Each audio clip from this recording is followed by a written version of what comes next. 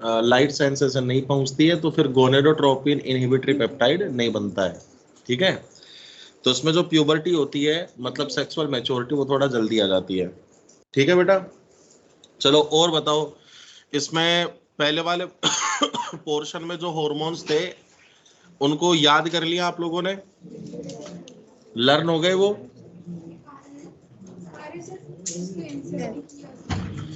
अरे ये एनसीईआरटी है, और केवल उसको पढ़ने से काम नहीं चलेगा बेटा, थोड़ा सा एक्स्ट्रा तो पढ़ना ही पड़ेगा आप लोगों को इसमें।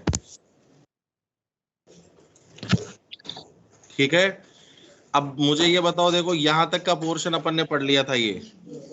ठीक है, यहां तक का। अब यहां तक के पोर्शन में कोई डाउट है क्या आपको, कुछ पूछना है? हाँ बेटा बोलो। आपने ग्लूकोकॉर्टिकोइड में एक लाइन लिखवाई थी, अमीनो अम्ल के कोशिकीय ग्रहण और यूज को संदमित करता है, ये सर बता दीजिए।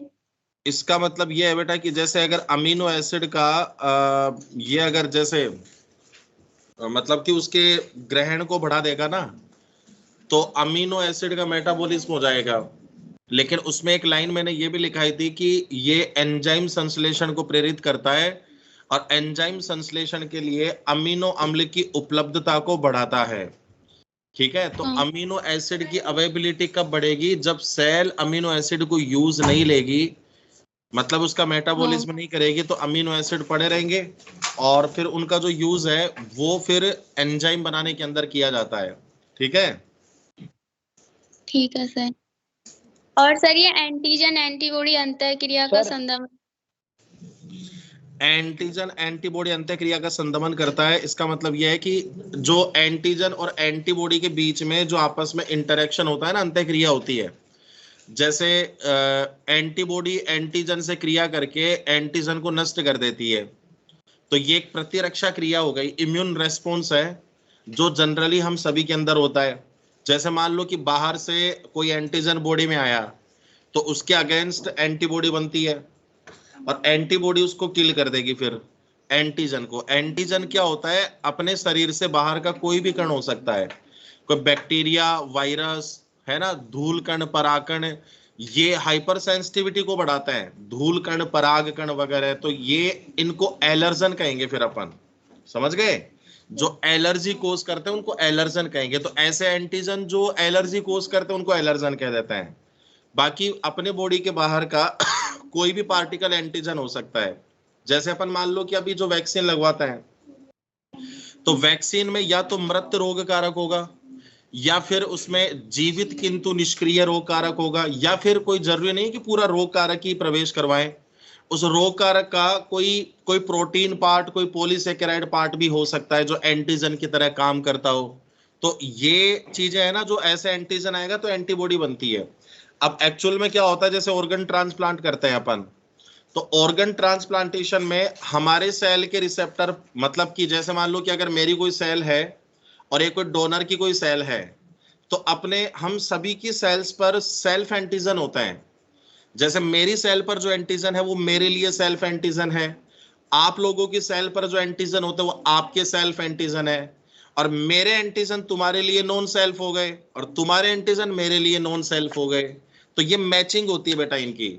ठीक है, उसको टिश्यू टाइपिंग बोलते हैं अपन। जो ऑर्गन ट्रांसप्लांटेशन इम्यून सिस्टम पढ़ेंगे तो उसमें मैं आपको बताऊंगा ये कि ऑर्गन ट्रांसप्लांटेशन कैसे करता है और टिश्यू टाइपिंग कैसे किया जाता है ना। तो उसमें ये प्रोसेस आपको वहां पर बताई जाएगी, उसमें कोई दिक्कत नहीं आएगी। ठीक है, तो अब जैसे मान लो किसी में ऑर्गन ट्रांसप्लांट किया, जैसे आपने यूरेमिया रोग पढ़ा था, चलो बताओ क्या होता है यूरेमिया का मतलब, जिसमें क्या होता है, ब्लड में यूरिया का लेवल बढ़ जाएगा। उसका उपचार, परमानेंट ट्रीटमेंट हमने बताया था कि किडनी ट्रांसप्लांटेशन, लेकिन उसमें अपन ने ये भी तो बताया था कि रिजेक्शन के चांसेस बढ़ते हैं, एमएचसी वगैरह का कॉन्सेप्ट बताया था आप लोगों को। तो वही तो सेल्फ एंटीजन है ना। तो उसको मैच करना पड़ेगा, अगर वो मैच नहीं कर रहे हैं तो उसके अगेंस्ट क्या होगी, एंटीबॉडी बन जाएगी। ठीक है, तो ऐसे जैसे मान लो कि अगर किसी का ऑर्गन मैच नहीं हुआ लेकिन उसको ट्रांसप्लांट करना पड़ेगा, या फिर ये मान लो कि वो 70% मैच कर गया, 50% मैच कर गया, है ना, तो उस केस में क्या करना पड़ेगा, जैसे 50% मैच कर रहा है, इसका मतलब 50% चांस होते हैं ना रिजेक्ट होने के, ठीक है, देखो कई बार ऐसे भी केस होते हैं कि मतलब कई ऐसे केस देखे हैं कि मान लो कि कोई परिवार है और उसमें है ना जो जरूरत पड़ गई कि भाई किसी मतलब लड़के को कि भाई उसे किडनी चाहिए, खराब हो गई। अब उसके पेरेंट मना कर दिए, हम तो नहीं देंगे, हम तो बूढ़े हो गए, है ना, मर जाएंगे। तो उसकी वाइफ उसको किडनी डोनेट कर देती है। लेकिन अब उसमें तो चांसेस रिजेक्शन के ज्यादा होंगे ना। तो अब उसके एंटीजन के अगेंस्ट उसकी बॉडी क्या बनाएगी, एंटीबॉडी बनाएगी। तो एंटीजन एंटीबॉडी का इंटरेक्शन होगा तो ऑर्गन तो रिजेक्ट हो गया। तो आपको ऐसे इम्यूनो सप्रेसेंट देने पड़ेंगे, प्रतिरक्षा संदमक, जो प्रतिरक्षात्मक क्रियाओं का संदमन करते हैं उनको प्रतिरक्षा संदमक औषधि या इम्यूनो सप्रेसेंट कहते हैं। तो कोर्टिसोल भी उनमें से एक होता है जो इम्यून सिस्टम को सप्रेस कर देता है। ठीक है, इस तरह से। और सर ये कैल्सिट्रियोल क्या होता है, किडनी से स्रावित होता है? ये एक्टिव विटामिन D3 होता है बेटा ये। ठीक है सर। हाँ बेटा, और कोई बात? देखो आप लोग है ना इसको याद तो बेटा इनको करना पड़ेगा, है ना, थ्योरेटिकल पार्ट है, मानते हैं इन सब चीजों को, लेकिन उनको लर्न तो करना पड़ेगा। और नहीं तो फिर अपन ये थोड़ी सोच सकते हैं कि यार एक चीज के चक्कर में एक क्वेश्चन भी गलत करें, है ना, तो गड़बड़ तो कहीं होनी नहीं चाहिए। आप मतलब कोशिश ये करो कि देखो हम जितना पढ़ रहे हैं ना तो उसमें कम से कम हमारे चांस बने कि क्वेश्चन के रिजेक्ट होने के। तुम भी है ना ऐसे मत सोचो कि इम्यूनो सप्रेसेंट ले लेंगे, तुम तो मैचिंग करने की पॉसिबिलिटी को बढ़ाओ और कम से कम क्वेश्चन रिजेक्ट हो, कम से कम क्वेश्चन नेगेटिव मार्किंग हो, उसके लिए सोच के चलो। ठीक है, और ऐसी बात नहीं होती है कि कोई चीज पॉसिबल नहीं है, हर चीज पॉसिबल है अगर करना चाहे तो। बस एक बार मन में मतलब ठानने की जरूरत होती है, दृढ़ निश्चय करने की जरूरत होती है कि मुझे ऐसा करना है, तो फिर उसको कोई भी नहीं रोक सकता है करने से। लेकिन करना तो पड़ेगा। ठीक है, कर्म आप लोगों को ही करना पड़ेगा। ठीक है, बाकी जो अपन ये कहते हैं ना कि देखो कई बार कुछ रिलीजन से भी अगर ऐसी बातों को जोड़ते हैं तो लोग आपको केवल डायरेक्शन दे सकते हैं, है ना, हम आप लोगों को केवल दिशा दिखा सकते हैं कि ये डायरेक्शन है, ऐसे आपको करना है, इस तरह से पढ़ना है। लेकिन पढ़ना आप लोगों को ही पड़ेगा तब भी। ठीक है, आप और कहीं पढ़ोगे तब भी आपको यही चीजें पढ़ाई जाएगी। ऐसा हो सकता है इसमें से 5% कम बता दी या 5% ज्यादा बता दी। ठीक है, और वो 5% ज्यादा बताएंगे तो ऐसा लगता है यार पहले वाले सही थे, और 5% कम बता देते हैं तो यार ये वाला सही है। तो उससे क्या फर्क पड़ता है ना, कि इतना ज्यादा वेरिएशंस थोड़ी आएंगे कि हम 10 फंक्शन लिखा रहे हैं तो वो कोई दूसरा आदमी 5 ही फंक्शन लिखाएगा, आपको 10 में से 8 फंक्शन लिखा देगा, है ना। लेकिन बस वो तरीका यही होता है। लेकिन आप लोग अगर सोच लोगे ना एक बार करने के लिए तो फिर कर पाओगे, नहीं तो नहीं कर पाओगे।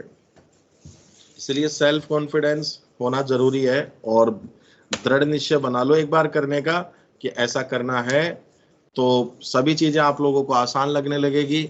और नहीं तो फिर हम ही यही सोचने लगेंगे कि यार पता नहीं क्या होता है, क्योंकि ये यहाँ पर ऐसे बहुत सारे बच्चे आते हैं बेटा ऑफलाइन क्लासेस में, और कई बार मैंने भी ऐसी चीजें इन बच्चों से ऐसे सुनता हूँ कि जैसे कोई किसी को कह रहा है चलते उस साइड निकल रहे हैं तो चलते चलते सुन लिए। यार एक बार में कुछ नहीं होता है, देख मैं भी 2 बार 3री बार कर रहा हूँ। तो ये चीजें ना जो गलत धारणाएं होती है, जो होना होगा वो एक बार में हो जाएगा। तो हम तो आगे की पॉसिबिलिटी को लेके क्यों चले भाई, है ना। तो सोचो ना कि यार पहले बार में सब कुछ हो जाए, और सभी का ही होगा नहीं ये भी सत्य है, क्योंकि इतनी सारी सीट नहीं है जितने सारे कैंडिडेट बैठते हैं। लेकिन जितने सारे कैंडिडेट बैठते हैं अगर आप एक्चुअल में परसेंटेज देखोगे ना तो उसमें से मात्र 10-20% बच्चे ऐसे होते हैं जो वास्तव में उस लेवल पर तैयारी करता है, बाकी नहीं करते हैं तैयारी। मैं अपने RM08 बैच में बताऊं, इसमें से भी 10% भी बच्चा नहीं है जो वास्तव में एक्टिवली प्रिपरेशन कर रहे हैं। अगर करते तो नंबर नहीं आते फिर। तो वही बात है कि मतलब उससे कोई फर्क नहीं पड़ता है, आप है ना जो एक बार सोच लो करने की तो सब कुछ चीजें आसान हो जाएगी, नहीं तो नहीं हो पाएगी। ठीक है, और कई चीजें देखो अब जैसे फिजियोलॉजी अपन ने और भी पढ़ी है पहले, तो उसमें भी तो ऐसे सब चीजें देखी है, लेकिन कोई थ्योरेटिकल पार्ट आता है तो उसको करना पड़ेगा, देखो अपन लोगों को, है ना। बाकी ऐसे नहीं है कि भाई हिम्मत हार गए और नहीं कर रहे हैं, वही बात है। देखो बेटा, इसके बाद में नेक्स्ट ग्लैंड अपन पढ़ रहे हैं यहां पर, लैंगिक अंग, सेक्स ऑर्गन। यहां पर जो सेक्सुअल ऑर्गन्स हैं ये भी अंतःस्रावी ग्रंथियों की तरह कार्य करते हैं। अच्छा, ये एक्सोक्राइन ग्लैंड होता है ना, जैसे आपको लिखाया था ना, ये वृषण, अंडाशय और पेनक्रियाज, है ना एक्सोक्राइन में, सॉरी मिश्रित ग्रंथि में, मिक्सोक्राइन में। देखो वृषण या टेस्टिस, सबसे पहले लोकेशन नर में उदर गुहा के बाहर, एब्डोमेन केविटी के बाहर वृषण कोष स्क्रोटम के अंदर पाए जाते हैं।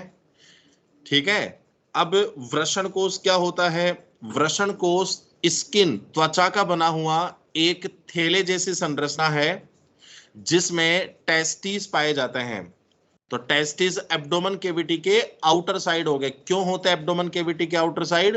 ताकि यहां इनका तापमान शरीर ताप से 2 से 2.5 डिग्री सेल्सियस कम रहता है, जो स्पर्मेटोजेनेसिस, शुक्राणु के बनने के लिए आवश्यक है इतना तापमान, तो वो रखना पड़ेगा। अगर जैसे मान लो कि अब जो वृषण कोष है इनमें कुछ मसल्स भी ऐसी पाई जाती है, जैसे डार्टोस मसल्स यहाँ पर होती है, क्रिमेस्टर पेशी यहाँ पर होती है, तो ये वृषण के ताप नियमन में सहायता करेगी। जैसे आउटर साइड का टेम्परेचर कम हो गया तो मसल्स में कॉन्ट्रैक्शन होंगे और ये टेस्टिस को उदर गुहा की तरफ खींच लेगी, और जैसे मान लो कि बाहर का तापमान बढ़ गया तो मसल्स में रिलैक्सेशन होगा और ये स्क्रोटम में, डीप स्क्रोटम में चले जाते हैं फिर। तो इनको नर में प्राथमिक जननांग कहते हैं। अब प्राथमिक जननांग क्या होते हैं? वे जननांग जहां पर युग्मकों का निर्माण होता है और लिंग स्टेरॉइड हार्मोन का श्रावण होता है, सेक्स स्टेरॉइड हार्मोन। अच्छा, जितने भी सेक्सुअल हार्मोन्स होते हैं सारे स्टेरॉइड प्रकृति के होंगे, ठीक है, तो उनको प्राथमिक जननांग कहेंगे और अंतःस्रावी संरचना की तरह भी कार्य कर रहे हैं। देखो वृषण की संरचना में दो चीजें पाई जाती है। जैसे अपन टेस्टिस का अगर ट्रांसफर या लॉन्गिट्यूडनल सेक्शन देखते हैं, ट्रांसफर सेक्शन देखेंगे तो आपको उसमें बहुत सारी शुक्र जनन नलिकाएं नजर आएंगी।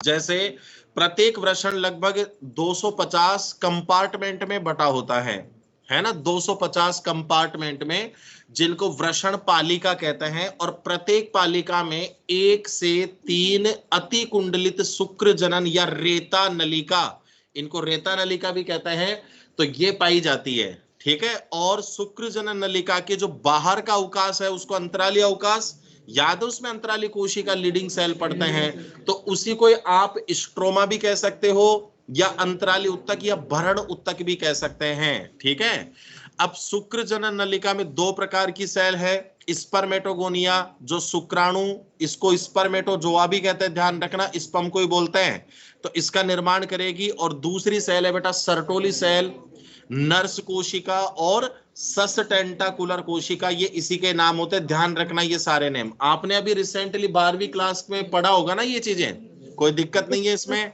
ठीक है, अंतराली उत्तक में अंतराली या लीडिंग कोशिका होगी।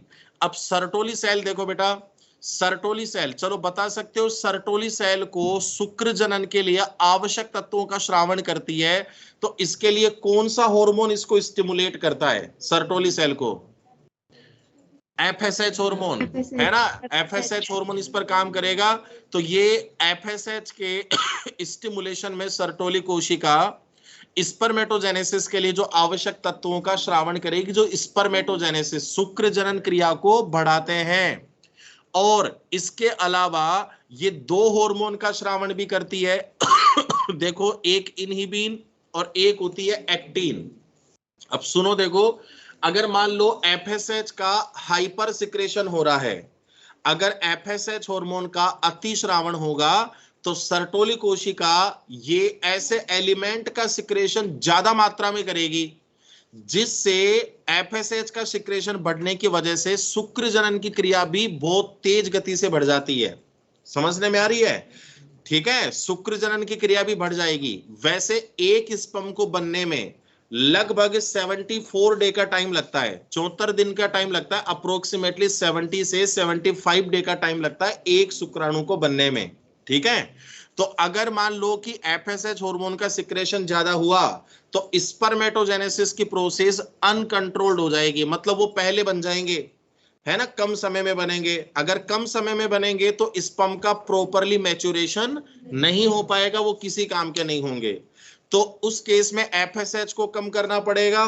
तो एफएसएच को कम करने के लिए सर्टोली सेल इनहिबिन हार्मोन का सिक्रेशन करती है ना, इनहिबिन हार्मोन का, जो आपके गोनेडोट्रोपिन रिलीजिंग हार्मोन को नेगेटिव फीडबैक देगा और जिससे जीएनआरएच बंद हो जाएगा। हाइपोथैलेमस से आता है ना, अब जीएनआरएच बंद होगा तो पीयूष ग्रंथि से गोनेडोट्रोपिन, जीटीएच, एफएसएच, एलएच भी बंद हो जाएंगे।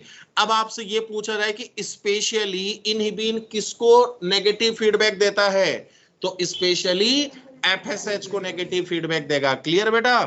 ठीक है, अगर दोनों लिखे हैं तो आप एफएसएच को टिक कर देना वहां पे। एक्टिन हार्मोन, अब मान लो कि बेटा सर्दी लग रही है क्या, इधर आगे आ जाओ, या फिर इनको बंद करोगे तो सफोकेशन हो जाएगा, आगे बैठ जाओ, यहाँ पे ये जगह खाली पड़ी है। तुम्हें भी लग रही है क्या?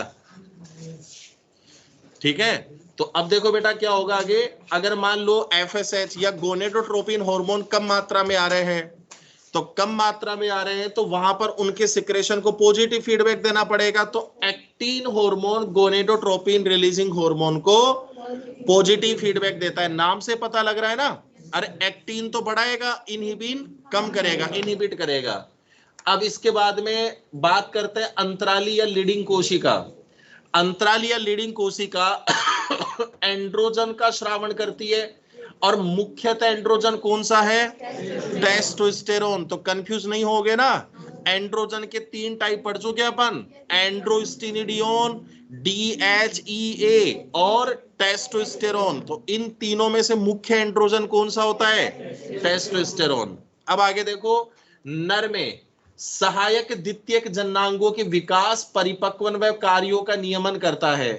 अब मैंने इनके नाम लिखे नहीं है बेटा यहाँ पे, है ना, बाकी आप देखो सेकेंडरी सेक्सुअल ऑर्गन जानते हो ना, जैसे मान लो वृषण के अलावा सारे ही हो गए, जैसे अधिवृषण हो गया, वृषण जालक, ठीक है, शुक्रवाहिनी, शुक्राशय, प्रोस्टेट ग्रंथि, मूत्र मार्ग, काउपर्स ग्रंथि, पेनिस, ये सभी क्या है? सेकेंडरी सेक्सुअल ऑर्गन है। तो इनका डेवलपमेंट, इनका मैच्योरेशन और इनके फंक्शन का रेगुलेशन कौन करेगा? टेस्टोस्टेरोन करेगा। तो ये लिखने की जरूरत है कि सेकेंडरी सेक्सुअल ऑर्गन के नेम, ठीक है।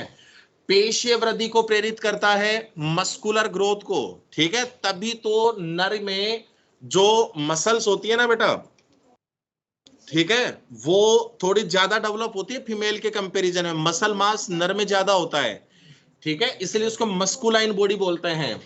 मुखीय, जगन व अक्षीय रोम की वृद्धि को प्रेरित करेगा, है ना, जैसे मुख में, अक्ष भाग में, और जगन का मतलब होता है जननिक भागों में, बालों की वृद्धि को प्रेरित करता है। निम्न तारत्व का स्वर मान जानते हो, low pitch voice, respiratory system में पढ़ लिए थे।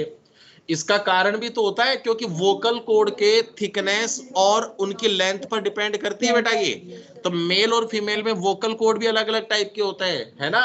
आक्रामक व्यवहार, जो अग्रेसिव बिहेवियर होता है, जैसे जल्दी गुस्सा आ जाना, ठीक है, तो ये सब किसकी वजह से होगा? टेस्टोस्टेरोन की वजह से होता है, ठीक है। तो फीमेल के कंपैरिजन में मेल में अग्रेसिवनेस ज्यादा होती है, किसकी वजह से? टेस्टोस्टेरोन की वजह से।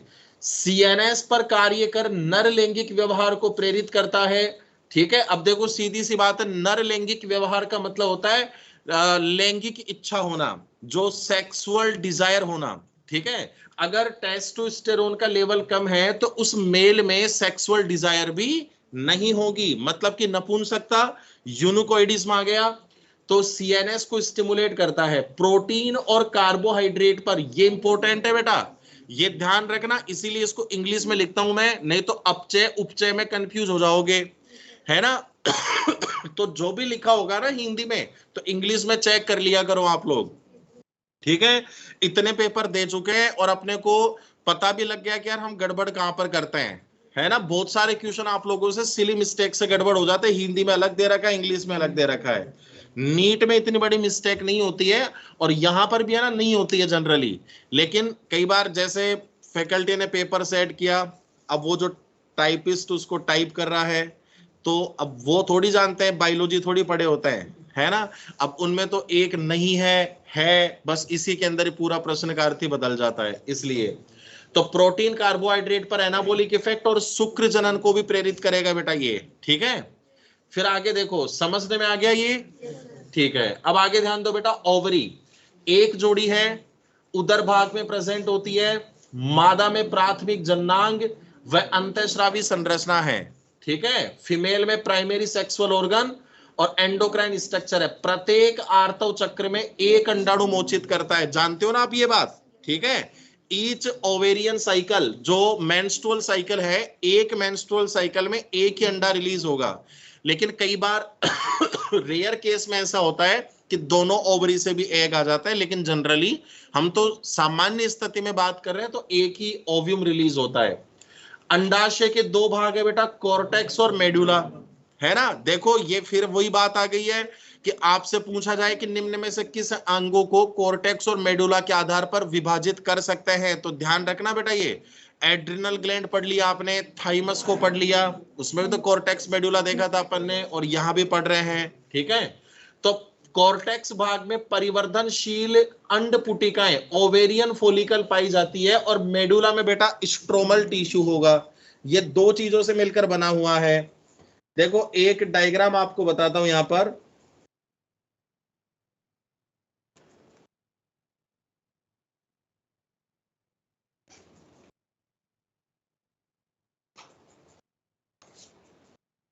देखो ये फीमेल ओवरी का डायग्राम है, ठीक है।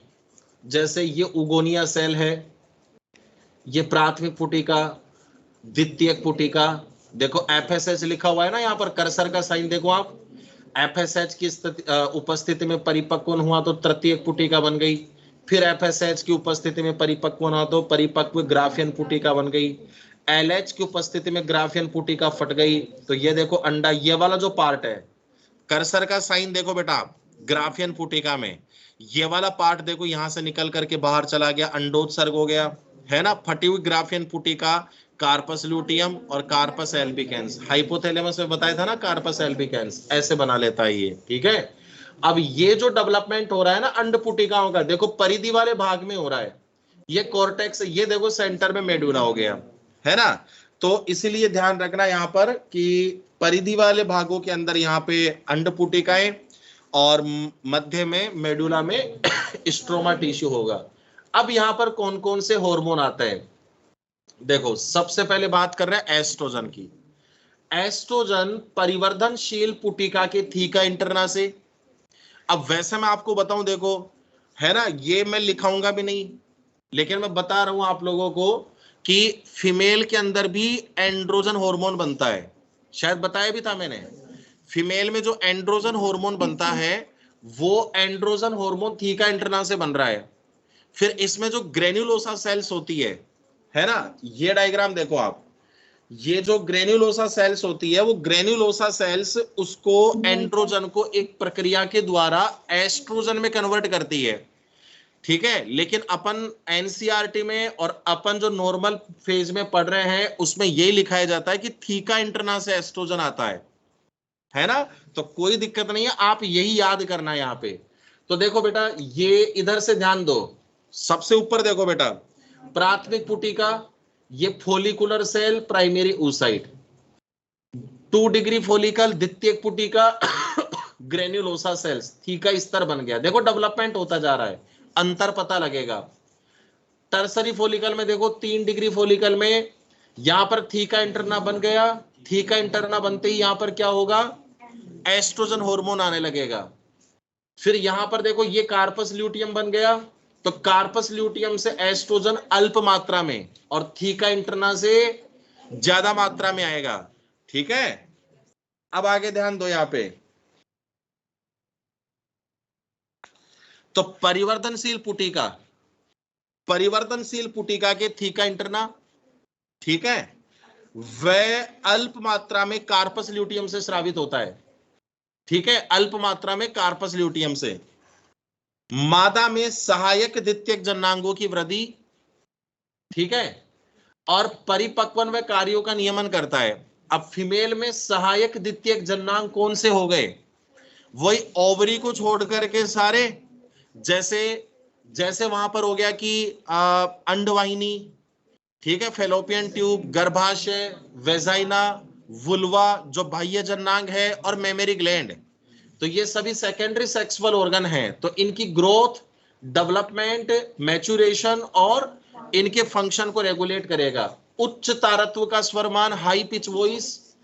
अब देखो बेटा, स्तन ग्रंथि में नलिकीय वृद्धि को प्रेरित, एक डायग्राम बता रहा हूं बेटा आप लोगों को मैं। स्तन ग्रंथि ये नलिकाकार, संयुक्त नलिकाकार कूपिका में ग्रंथि होती है। यहां पे संयुक्त नलिकाकार कूपिका में ग्रंथि, इसमें दो भाग होंगे यहां पर स्तन ग्रंथि में। देखो, जैसे ये मेमरी ग्लैंड है, ठीक है। अब इस मेमरी ग्लैंड में देखो आप, ये कर्सर का साइन देखना बेटा, ये जो आपको गोल स्ट्रक्चर दिखाई दे रही है ना, ये वाली, ये देखो लेबल कर रखा है, ये कूपिका है ना, एल्वियोलाई, है ना, एल्वियोलाई। अब एल्वियोलाई तो आप ये मत समझना कि फेफड़ों वाली, उसको एयर सैक बोलते हैं, या एयर एल्वियोलाई बोलोगे, इसको आप मेमरी एल्वियोलाई बोलते हैं, मेमरी एल्वियोलाई। और ये एल्वियोलाई से बाद में देखो बेटा, ये नलिकाएं निकल रही है, देखो ये सभी। तो ये जो कूपिका है ना बेटा, ये इन कूपिका की वृद्धि को तो प्रोजेस्टेरोन प्रेरित करेगा, और बाकी की जो नलिकाएं दिख रही है, इन नलिकाओं की वृद्धि को एस्ट्रोजन प्रेरित करता है। आई बात समझने में?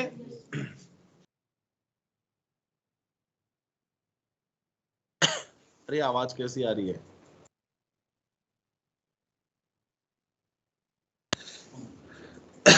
स्तन ग्रंथि में नलिकीय वृद्धि को प्रेरित, क्लियर। गर्भाशय एंडोमेट्रियम की रिपेयर करता है। जैसे मेंस्ट्रुअल साइकिल, आर्तव चक्र में क्या होगा कि आर्तव चक्र में एंडोमेट्रियम टूट जाती है, तो एंडोमेट्रियम जब ब्रेक होती है ना, तभी तो ब्लीडिंग होगी। तो इस एंडोमेट्रियम की रिपेयर कौन करेगा? एस्ट्रोजन हार्मोन, ठीक है, एंडोमेट्रियम की रिपेयर करता है ये। और वसा के जमाव को प्रेरित करेगा, ठीक है, वसा के जमाव को प्रेरित कर रहा है ये शरीर के विभिन्न भागों में, मतलब परिवर्तनशील मात्रा में, वेरिएबल अमाउंट में। तभी तो सभी फीमेल के अंदर फैट का डिपोजिशन एक जैसा नहीं होता है, क्योंकि सभी फीमेल में एस्ट्रोजन हार्मोन का लेवल एक जैसा नहीं होता है, इसलिए फैट का डिपोजिशन भी एक जैसा नहीं होगा। ठीक है, तो ये सब चीजें किस पर डिपेंड करती है? एस्ट्रोजन के लेवल पर डिपेंड करती है ना। तो किसी में मेमरी ग्लैंड का डेवलपमेंट ज्यादा होता है, किसी में कम होता है, किसी में फैट का डिपोजिशन बॉडी के वेरियस पार्ट में ज्यादा है, किसी में कम है। वो सब चीजें एस्ट्रोजन हार्मोन पर डिपेंड कर रही है। मादा लैंगिक व्यवहार, जो फीमेल सेक्सुअल बिहेवियर, जो सेक्सुअल डिजायर होती है, उसको कंट्रोल करता है बेटा oestrogen hormone, clear. Progesterone corpus luteum से स्रावित होगा, इसका कार्य होता है गर्भावस्था को बनाए रखना, इसलिए बेटा प्रोजेस्टेरोन को प्रेगनेंसी हार्मोन भी कहते हैं, ठीक है, प्रेगनेंसी हार्मोन, क्योंकि ये एंडोमेट्रियम का मेंटेन करता है, उसका रख रखाव करता है, उसको टूटने नहीं देगा। देखो अपन जो ये कहते हैं ना कि मेंस्ट्रुअल साइकिल का फर्स्ट डे किसको कंसीडर करते हैं, पहला दिन किसको मानेंगे? जिस दिन ब्लीडिंग होती है, वो आर्तव चक्र का पहला दिन होगा। अब ब्लीडिंग किस दिन होगी? जिस दिन एंडोमेट्रियम टूट जाएगा। और एंडोमेट्रियम को मेंटेन कौन कर रहा है? प्रोजेस्टेरोन। एंडोमेट्रियम क्यों टूट गया? क्योंकि उस दिन प्रोजेस्टेरोन एब्सेंट है, इसी वजह से ही तो हुआ। तो इसीलिए इसको प्रेगनेंसी हार्मोन कहते हैं, क्योंकि ये एंडोमेट्रियम को बनाए रखेगा। जैसे मान लो कि 28 दिन का आर्तव चक्र होता है, अब जैसे 14वें दिन अंडोत्सर्ग हुआ, ठीक है, और 14वें दिन उसमें जो कोपुलेशन मैथुन क्रिया हुई, और स्पर्म ने ओव्यूम को फर्टिलाइज कर दिया, ठीक है, और फर्टिलाइज होने के मतलब कुछ टाइम बाद में या फिर मतलब उसमें थोड़ा सा प्रोसेस वहां पर होगा, जैसे 3 से चौथे दिन, लगभग 3rd to 4th day fertilisation के बाद में जो मोरूल अवस्था वो यूटेरस में डिसेंड करता है, मतलब गर्भाशय में चला जाता है, तो वहां पर अंतरोपण हो जाएगा, इम्प्लांटेशन हो जाएगा। इम्प्लांटेशन या अंतरोपण का मतलब क्या होता है, जो प्रारंभिक भ्रूण है वो एंडोमेट्रियम से जाके चिपक जाएगा, उसको आप अंतरोपण कह रहे हो। एंडोमेट्रियम से क्यों चिपका जाके, क्योंकि एंडोमेट्रियम में प्रचुर रक्त आपूर्ति पाई जाती है। अब जैसे मान लो बाकी के जो वर्टिब्रेट है, जैसे पक्षी है ना, तो अब ये अंडज है और इनके अंडे अति पीत की होते हैं, पीतक की मात्रा बहुत ज्यादा होती है, ठीक है, जिसके आमलेट बना करके खा जाते हैं, ठीक है। अब वो जो यौक होता है ना, वो हमारे लिए थोड़ी था, वो तो जो भ्रूण उसमें डेवलप कर रहा है उसके लिए वो एक न्यूट्रिएंट मैटर की तरह उसने स्टोर किया था, एक पोषक पदार्थ के रूप में जमा किया था। लोग तर्क देते हैं ऐसे कि ये साइंस ज्यादा पढ़ ली ना, है ना, कि ये जो चीजें होते हैं ना अंडे वगैरह ये शाकाहारी होता है। ऐसे भी लोग होते हैं जो अल्कोहल भी ले रहे हैं, मीट भी खाते हैं, लेकिन भाई आज मंगलवार, आज नहीं खाएंगे। अरे यार तू तो बहुत बड़ा वक्त है, साक्षात हनुमान जी तेरे को दर्शन देने चाहिए, क्यों विलंब कर रहे हैं वो, है ना। ऐसे भी लोग होते हैं वास्तव में कि आज तो मंगलवार है, आज तो कुछ नहीं करेंगे, आज शनिवार, आज नहीं करेंगे। क्यों भाई, डर लगता है ना, डर तो लगता ही है शनिवार को मंगलवार को, नहीं तो पता लगे हनुमान जी पूरा सिस्टम ही बिगाड़ देंगे। तो ऐसी चीजें हो जाती है कई बार। तो इनको पता है कितनी यातनाएं देकर के ऐसे सब चीजें बनाई जाती है ना। जैसे कभी अपन मुर्गी फार्म में जाएंगे ना, तो वहां देखना कि उसको किस प्रोसेस से डेवलप किया जाता है, कैसे निकाला जाता है, कितनी यातनाएं दी जाती है उनको। तो कहीं ना कहीं पर तो गलत है ना वो सब चीजें। और क्या जरूरत है यार प्रोटीन वगैरह की, खूब प्रोटीन प्लांट से लो ना आप, है ना, जानवरों को क्यों मारते हैं अपन। फिर तर्क देते हैं कि देखो अगर ये जानवर ऐसे हो जाएंगे तो ऐसे करेंगे, वो करेंगे, है ना, प्रकृति को नष्ट करेंगे, कोई घास फूस ही नहीं रहेगी, हरे पादप नहीं रहेंगे। अरे हरे पादप रहेंगे क्या पे, इनको बनाए क्यों, बनाए भी तो इंसान नहीं है। आपने इतनी गजब की टेक्नोलॉजी डेवलप कर दी, बायोटेक्नोलॉजी वगैरह, और उससे है ना जो जेनेटिकली मॉडिफाइड किए जा रहे हैं, जेनेटिकली मॉडिफाइड करके बनाए जा रहे हैं, है ना, कि हमने भैया बीटी प्लांट बना दिया, है ना, वो बीटी प्लांट कर दिया ना सभी, मतलब मानव ने एक भी नहीं खाया उसमें से। ठीक है, क्यों नहीं खाया भाई, क्योंकि तुम तो ये कह रहे थे ना कि ये इंसेक्ट से प्रिवेंट करता है, कीटों को मार देता है, आपको छिड़काव केमिकल पेस्टिसाइड वगैरह ये सब नहीं डालने पड़ेंगे, तो फिर क्यों नहीं खाया उसको, क्योंकि पता लगा कि उसका साइड इफेक्ट हमारे को भी होता है। खैर बहुत सारी चीजें होती है ऐसे, जो नुकसान तो कहीं ना कहीं पर होता ही है।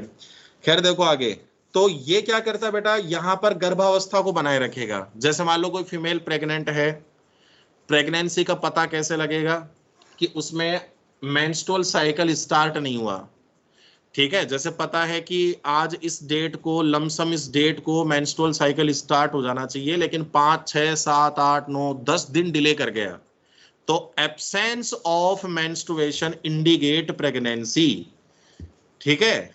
मतलब आर्तव प्रवाह की अनुपस्थिति गर्भावस्था को सूचित करता है।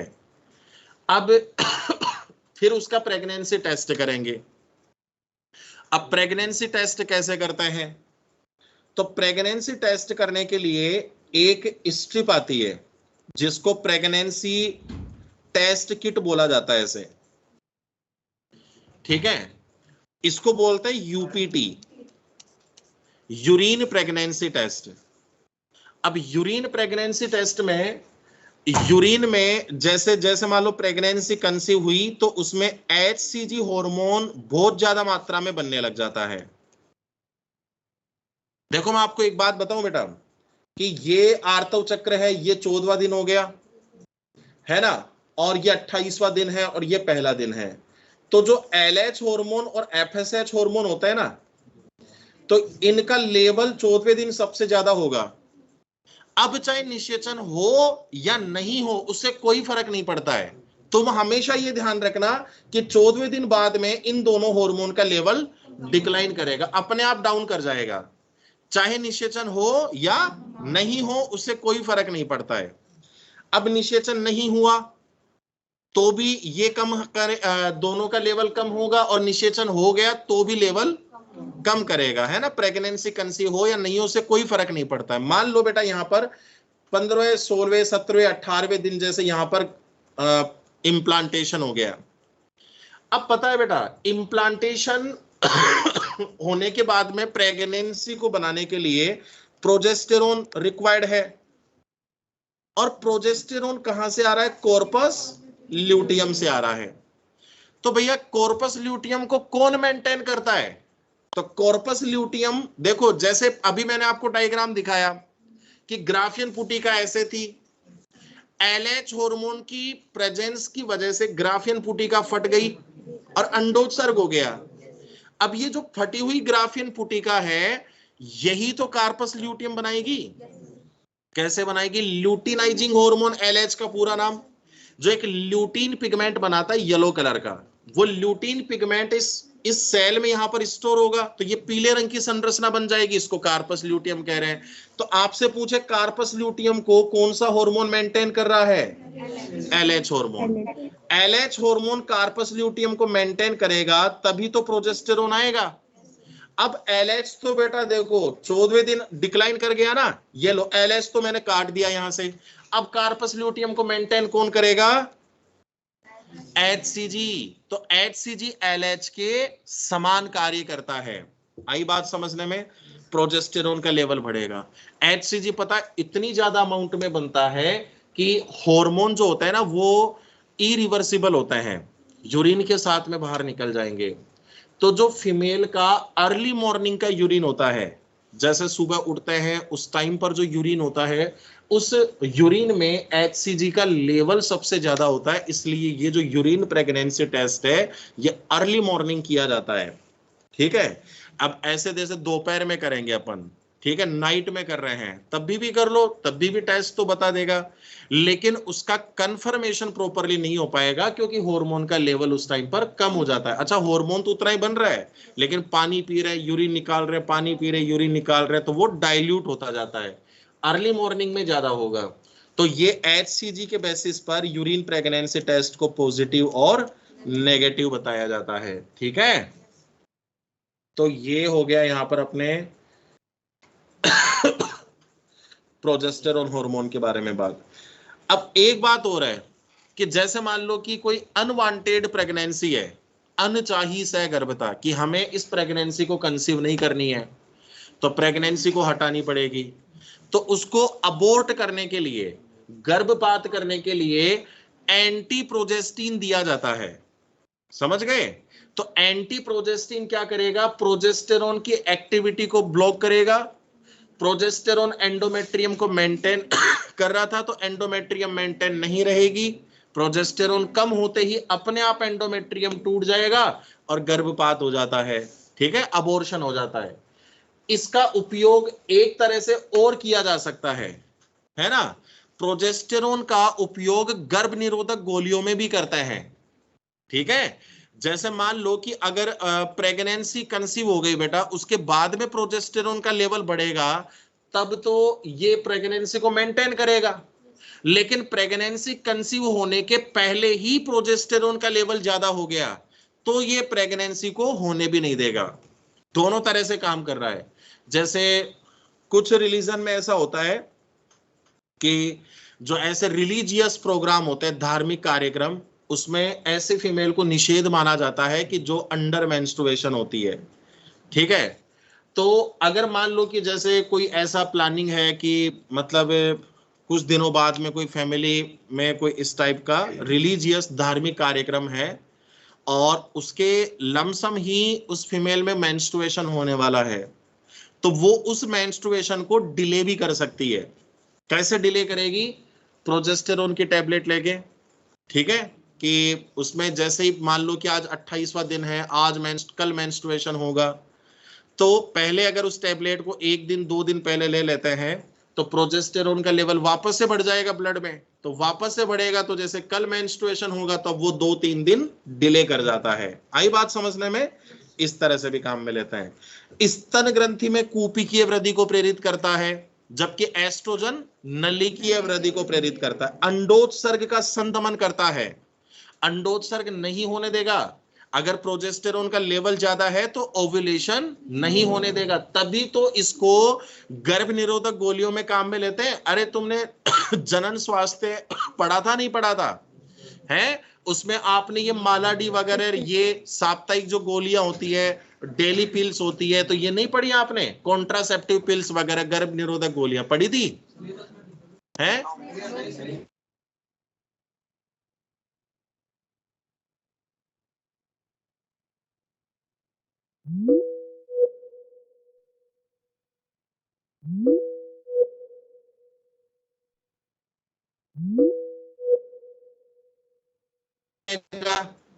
कार्पस ल्यूटियम बनते ही प्रोजेस्टेरोन का लेवल बॉडी में राइज कर रहा है। तो प्रोजेस्टेरोन का लेवल राइज करने से बॉडी का टेम्परेचर अप्रोक्सीमेट 1 डिग्री फ़ारेनहाइट बढ़ जाता है। को थर्मोजेनिक हार्मोन के नाम से भी जाना जाता है, क्योंकि आधारी शरीर ताप पीटी बेसल बॉडी टेम्परेचर को बढ़ाता है। बताओ ये सब बातें याद रहेंगी। रिलैक्सिन हार्मोन, सिम्फाइसिस पढ़ा था, तब बताया था आपको कि रिलैक्सिन हार्मोन क्या करता है, प्यूबिक सिम्फाइसिस को और गर्भाशय ग्रीवा को शिथिल रिलैक्स कर देता है, जिसकी वजह से चाइल्ड बर्थ प्रोसेस आसान हो जाती है। कार्पस ल्यूटियम से आता है बेटा। ये कब आएगा? गर्भावस्था के समाप्त होने पर आता है। इनहिबिन और एक्टिन हार्मोन सेम फंक्शन है जो आपने वहां पढ़े हैं। इनहिबिन नेगेटिव और एक्टिन जीएनआर पॉजिटिव फीडबैक देगा। कहां से आ रहे हैं? कार्पस ल्यूटियम से आते हैं। बताओ बेटा कोई डाउट है क्या? क्लियर है? आगे देखो, प्लेसेंटा। प्लेसेंटा जानते हो बेटा क्या होता है? प्लेसेंटा ये क्या होता है? माता और भ्रूण के बीच में क्रियात्मक है, ठीक है, मतलब फंक्शनल और स्ट्रक्चरल संरचनात्मक संबंध होता है, दोनों को कनेक्ट करता है। ये अस्थायी अंतःस्रावी ग्रंथि, परमानेंट नहीं होता है ना? जब तक प्रेगनेंसी तक रहेगा, आफ्टर प्रेगनेंसी हट जाएगा। कौन कौन से हार्मोन आते हैं? एस्ट्रोजन पढ़ लिया हमने, प्रोजेस्टेरोन हमने पढ़ लिया, रिलैक्सिन हमने पढ़ लिया, HCG HPL देख रहे हैं। और भी आते हैं बेटा, यहां से और भी हार्मोन आते हैं, लेकिन अभी हम केवल 5 हार्मोन पढ़ेंगे। देखो बाकी की जो हार्मोन्स हैं वो मैं आपको यहां नहीं पढ़ाऊंगा बेटा, उन हार्मोन को अपन पढ़ेंगे ह्यूमन रिप्रोडक्शन चैप्टर के अंदर। देखो आपको थोड़ा सा बताता हूं यहां पे।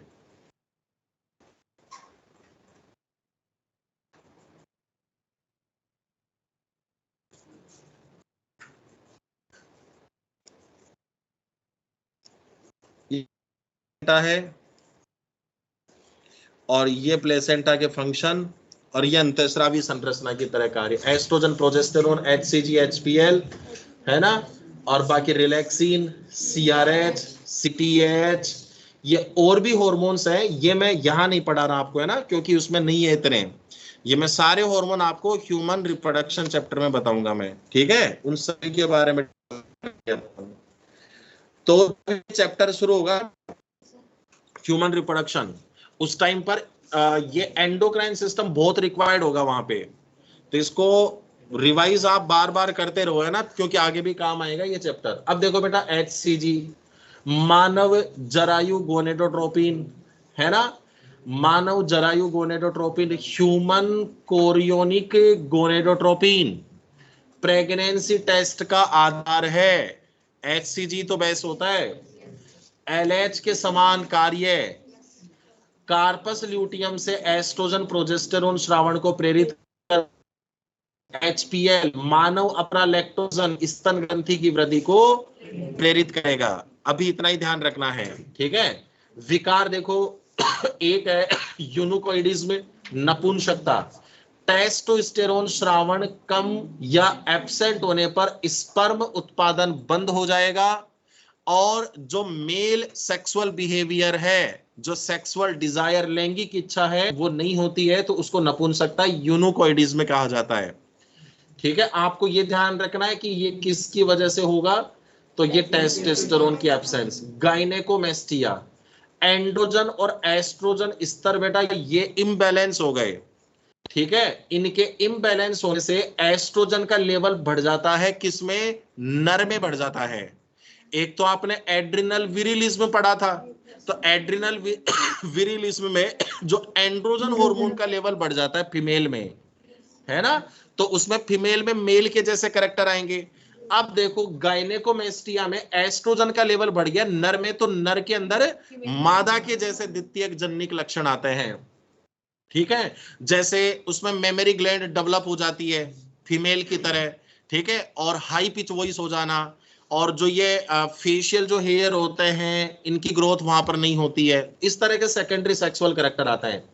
एक पॉइंट देखो बेटा, वृषण को हटाना, सर्जिकल रिमूवल ऑफ टेस्टिस, उसको जनद नाशन कहा जाता है, कैस्ट्रेशन, या फिर इसको ऑर्कियोडेक्टोमी कह देते हैं, ऑर्कियोडेक्टोमी। अब देखो दोनों चीजें हैं तो वैसे एक ही, लेकिन जैसे एक तो पशुओं में जो करते हैं ना उसको कैस्ट्रेशन कहते हैं, है ना, और जो ह्यूमन में कर रहे हैं उसको ऑर्कियोडेक्टोमी कहते हैं। बात एक ही है, सर्जिकल रिमूवल ऑफ टेस्टिस, लेकिन पशुओं में तो क्रूरता के साथ में किया जाता है थोड़ा, ठीक है, जो उसमें तरह से वो कैस्ट्रेशन ही बोला जाता है उसको। फिर तो अब टेस्टिस को हटा देंगे तो टेस्टोस्टेरोन का लेवल कम हो जाएगा, और इनका लेवल कम होने से उच्च तारत्व का स्वर मान बनेगा, हाई बनती है। तो इंग्लैंड में और बहुत भी कई कंट्रीज ऐसी है जहां पर जिन लोगों का प्रोफेशन गाना गाने का होता है, सिंगिंग प्रोफेशन होता है,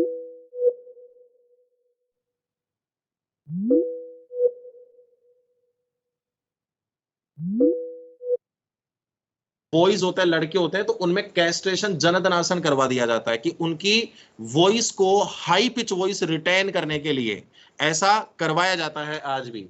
और इसके अलावा पशुओं में बात करते हैं, कैटल्स में, तो पशुओं में जैसे बुल है ना, बुल में कैस्ट्रेशन करवाएंगे तो बुलॉक या ऑक्स बन जाता है। बुल तो होता है सांड, ठीक है, और बुलॉक या ऑक्स होता है बेल, ठीक है, जिसमें खेत जोतने में काम में लेते हैं, ठीक है। तो अब ये जो बुलॉक में और बुल में, बुल का बुलॉक में कन्वर्जन टेस्टिस को रिमूव करके किया जाता है, क्योंकि बुलॉक में टेस्टिस नहीं होते हैं तो टेस्टोस्टेरोन भी नहीं होगा, तो टेस्टोस्टेरोन नहीं होगा तो अग्रेसिव बिहेवियर, आक्रामक व्यवहार भी नहीं होगा, है ना, तभी तो उससे खेत जोत पाते हैं, नहीं तो अपने को नहीं लगा दे क्या आगे, ठीक है, भगो यहां से। तो इस तरह से, ठीक है। आगे देखो बेटा, यहां तक की बातें समझने में आई नहीं आई आपको, क्लियर है? आगे देखो, ये ऐसे पॉइंट है जो हम पढ़ चुके हैं बेटा पहले, जैसे अन्य अंतःस्रावी संरचना, हार्ट क्या श्रावित कर रहा है, एएनएफ, पूरा नाम एट्रियल नेट्रियूरेटिक फैक्टर। तो एएनएफ क्या करता है, रास सिस्टम का चेक पॉइंट होता है, तो रास सिस्टम तो बीपी कम होने पर जीएफआर कम हो जाएगा, तब जेजी सेल से रेनिन आएगा, तो वो बीपी को बढ़ाएगा जीएफआर को बढ़ाएगा। अब मान लो बीपी बढ़ गई, जीएफआर बढ़ गया, तो उसको कम करना है, तो ये बीपी को कम करेगा, कैसे, वाहिका विस्फारण करके, ठीक है। और कब श्रावित होता है बेटा, ये जब हृदय में वी ऑक्सीजनित शीरीय रक्त वापसी बढ़ने पर एएनएफ श्रावित होता है। ये सारी चीजें रास सिस्टम में लिखाई हुई है आप लोगों को, ठीक है, इसलिए ऐसा ना समझे कि अगर ये चीज पूरा यहां नहीं बताया तो वो कहीं ना कहीं पर लिंक कर रहा है टॉपिक, ठीक है। पहले पढ़ चुके अपन एएनएफ के बारे में। ये देखो जेजी सेल, रेनिन और इरिथ्रोपोइटिन, इनको नहीं पढ़ाया मैंने पहले आपको रास सिस्टम के अंदर, तो उसको पढ़ना वहां से। जीआईटी, 4 पेप्टाइड हार्मोन मुख्यतः गैस्ट्रिन, सिक्रेटिन, सीसीके और जीआईपी, इसको एंटेरोगैस्ट्रिन भी कहते हैं, ये सब नहीं पढ़े अपन ने, तो बताओ फिर कहां दिक्कत आ रही है, ये सब पढ़ चुके हैं ना अपन, कोई दिक्कत नहीं है बेटा इसमें, चलो ठीक है। अब आगे देखो हार्मोन की रासायनिक प्रकृति, उससे पहले एक बार ये थोड़ा सा नोट कर लेते हैं, फिर आगे बढ़ते हैं अपन। समझने में आया नहीं आया आपको?